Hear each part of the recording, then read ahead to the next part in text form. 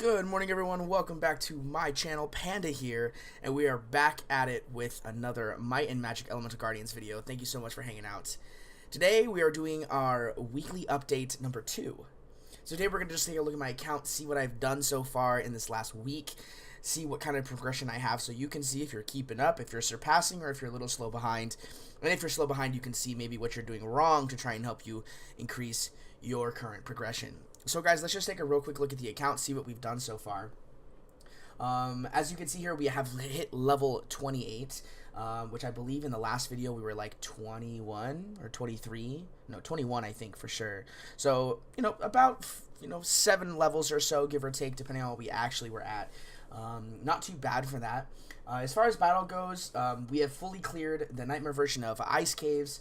We've also cleared the advanced versions of Volcano, Mystic Forest, and Sunken City, and we have completed all of the stages on their basic normal level, just to get those real quick, easy experience potion rewards and things like that. We haven't really done too much in regards to pushing further. I'm sure we could, but for right now it seems more of a waste of energy for me, since this early game is all about, getting as much as you can for as little as possible. Seems like going through and wasting all the energy on doing these is probably not the best option right now, but we'll get to it eventually. As far as the Dragon Mist Isles goes, we look at our Tower of Trials. I'm still only on level 22. I haven't really pushed hard. I'm sure I could probably get to definitely 30, maybe even 40 with the current team that we're running, possibly higher. I'm not sure how difficult it gets, but we've made some pretty decent progress in here just from every now and then doing 1 or 2 stages. I do recommend going through and doing these stages here to get your primal fragments. I will be doing that here in the next few days, as well as getting to at least level 30 so you have a chance to get this book right here. As far as the glyph dungeons go, we still have not set foot in benefit or strength. I'm sure I could do at least the first few stages for sure, maybe even up to stage 4 or stage 5 with the team I'm using. But right now the main focus is on Wrath, and as you can see I have cleared stage 6, and I can tell you now, I know you may not believe me, but I am real close to clearing stage 7. I get all the way to the boss stage, and I get the boss anywhere between 75% and 50% HP before my units begin to start to die. So I think with just a few more glyph upgrades, maybe a little bit of extra speed, a little bit of extra health, maybe some defense, I'll be able to clear Wrath 7 with no issues. It'll be slow still, but I'll be able to clear it with no issues. So I'm really excited about that. We've been farming Wrath 6 pretty decently. As far as the elemental towers go, I haven't really tried to push any of these because I haven't needed to farm them for a while. I'm still on, I think, 5 or 6 here, 5 here, 3 or 4 here. I can't actually look at it because it's not available, but I'm still at like the 3 or 4 range on the other ones. I haven't actually gone into fire at all because I haven't had any fire units that I wanted to build up, since the first goal in the game is Wrath, and fire units are at a disadvantage in the Wrath dungeon, so it kind of doesn't seem like it's worth it for me to work on any fire units right now. But since we're talking so much about units, let's go ahead and hop into what my units look like now. I'm sure you will see a couple new units as well as some upgrades to my units. We actually have a full squad of 4 stars now. Not natural 4 stars, unfortunately, but we do have a full squad of 4-star units. So my main team that I'm using right now is the Water Druid, which is this chickadee right here, the Water Arcane Bird, the Wind Unicorn, the Earth Felicor, and the Wind Golem. So as you can see, I have added the Wind Felicor and the Water Druid to my team. So I have made some decent upgrades to the team, not including even just, the leveling and the starring of the team in general. But we actually have been focusing a lot on this Felicor, as this Felicor, in my opinion, is natural 4-star material. He's just really strong. There's no real downsides to him, but I have gone so far as to actually skill him up. I was mainly going for this right here, which I did end up getting. I wanted it to be on a 4-turn cooldown, just because that increases the damage output of the Felicor by so much, giving so many extra poisons. Getting that 1 additional turn on the first poison when you use the ability, as well as just reducing it to 4 turns means you can use it 1 turn earlier, which is just it just gives you more damage. There's no downfall, right? The second skill I didn't get any in, which I was a little disappointed in. I would have liked to get maybe one in over the first skill, just because having like a 75% chance, I mean, I know it's not much, but I like that number. 75% is a really good number for me. I've found a lot of luck with it. But that's okay. And then I did get a few upgrades into here just while I was trying to go for the poison skill. So definitely not bad to get that little bit of extra damage on this first skill, but not the most ideal at the same time. We did also get lucky with his evolution, and we did get the poison on his basic. So we do have a 60% chance of poisoning them for one turn when we use our basic attack. So we get a little bit of extra damage in that sense as well, which is very, very exciting for me. But yeah, this is the main team we're running with right now. The glyphs are pretty standard. We're using Vitality and Appeasement here. Appeasement mainly because I'm trying to solo heal, and I felt like the heals were not quite what I wanted. And I did have some decent Appeasement runes. You know, I had this decent HP one with lots of defensive stats right here. And then I had some accuracy and some speed on this one, which I felt was good. And then I had this speed one with lots of defensive stats, defense HP, flats, and percentages. I felt like it was just too good to pass up. So I was able to get a little bit of extra healing here, as well as the vitality.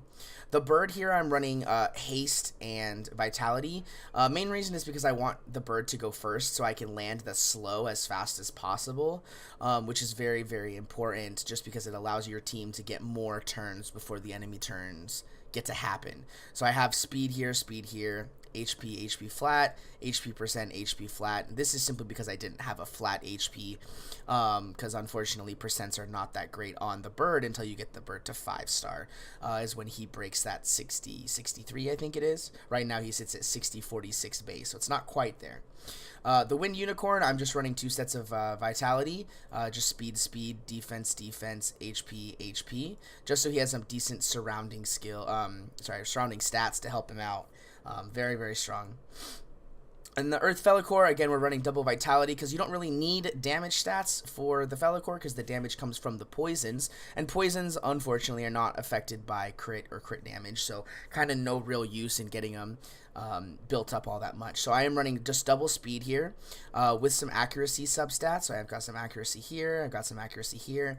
And then we've got flat HP, flat defense, flat HP, and this accuracy glyph. Now this accuracy glyph was really, really lucky of me to pull. I was very excited about it because this accuracy glyph is enough to get me with the Earth Felicore over 70% accuracy. Before I had to use 2 blue glyphs in order to get over there, because I don't really like taking blue glyphs above like level 10.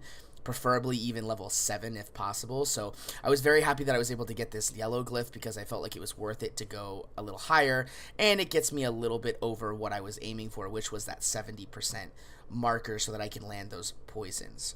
Then our last unit we have here is the Wind Golem. The Wind Golem, I'm just running speed and speed just so I can keep up with the rest of the team here. And then I have this amazing, and when I say amazing, I mean like, look at this rune, like, it's really good. Percent HP, the crit damage you can, that's not that great. Attack's not that great, but defense, HP, and more speed, really, really good. And personally, this rune could be good on a unit that does deal damage because it has attack and crit damage. So it's a really good overall rune, glyph, which I'm very excited about. Again, same here, we got percent HP, more percent HP, again with flat HPs, defense, accuracy really good, and then more HP. I'm really enjoying this HP build I have for this guy. A lot of people are like, oh, well, you should build him on defense, because his damage does damage based on defense, but that's a 4-turn cooldown, while as I have this, which does damage based on max HP that hits pretty much every turn. So I have found that it's a little bit better to build max HP, plus it just makes him overall tankier, in my opinion, which is really strong. But that's the team that we're using right now. I'm really enjoying it. Like I said, we're real close to clearing Wrath 7, which is the new goal right now. We did also complete our natural 4-star event, which unfortunately, I mean, I guess it's not unfortunate. I like this unit. This is the Earth Dragon. I like him, but I feel like he's not very good in the meta right now. And if anything, if he is good, he's only really going to be good as like a PvP unit in the sense of like a stalling defense because of this ability right here.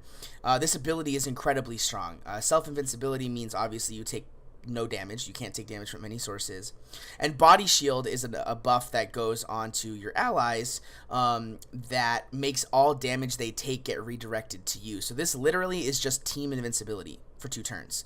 Incredibly strong ability, and I'm no way, shape, or form saying it is a bad ability, but it's got a 7-turn cooldown. It's really long, and he doesn't really do much outside of that. Like, he does some max HP damage, and he can heal, which is great, but you know, stunning the unit for 1 turn, well, you're already protected for 2 turns from all damage, so stunning doesn't really help you.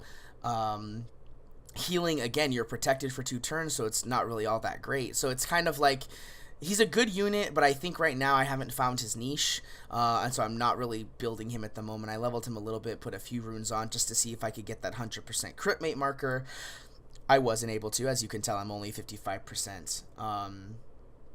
But yeah, I've got all sorts of 3 stars that I'm really excited to build up, and I'm really looking forward to starting to do guides, maybe not guides, but monster reviews, just to kind of see where everyone is. I'm kind of curious what you guys think about that. You know, are there units that you would like to see me go over, units you'd like to see me talk about, whether they're in my main team or not? If I don't have the unit, I can always, you know, take a look at it and try to see if it works out. Just reading the abilities and see if that's something you guys are interested in. But I think that's going to cut it for me today. This is my second episode of the what my account is doing. And I'm very excited to share this with you guys. So hopefully you guys like it. If you do like it, make sure to hit that like button down below. And if you want to see any more of my content and be notified, make sure you hit that subscribe button as well as the little notification bell next to it so you can be the first to my videos. Also, don't forget, I do stream Fridays, Saturdays, and Sundays on my Twitch channel, which will be linked in the description below. I will be live later tonight to do some more farming and answer any questions you guys may have. So make sure to stop by there. But I think that's going to be it for me, guys. So peace out, Guardians.